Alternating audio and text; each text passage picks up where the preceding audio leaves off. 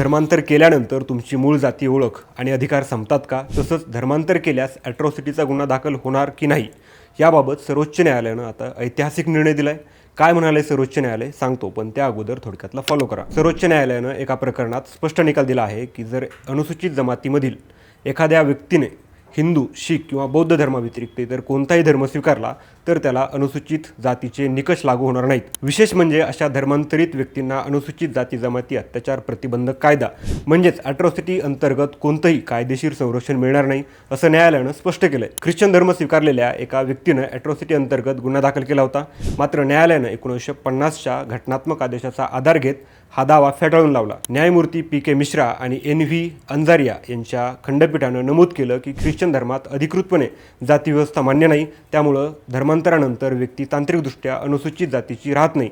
आंध्र प्रदेश उच्च न्यायालयाचा निर्णय कायम ठेवत सर्वोच्च न्यायालयानं स्पष्ट केलं की धर्मांतरामुळे तुमची मूळ जाती ओळख कायदेशीररित्या संपते. या निर्णयामुळे आता आरक्षणाच्या आणि सामाजिक न्यायाच्या लढाईत मोठे कायदेशीर बदल होण्याची शक्यता निर्माण झाली असून देशभरात यावर चर्चा सुरू झाली आहे. सर्वोच्च न्यायालयाचा हा निर्णय तुम्हाला योग्य वाटतो का? तुमचं मत कमेंटमध्ये नक्की सांगा आणि अशाच महत्त्वाच्या अपडेटसाठी थोडक्यातला इन्स्टा व फेसबुकवर फॉलो करा आणि यूट्यूब चॅनलही सबस्क्राईब करा. बातमी म्हणजे थोडक्यात.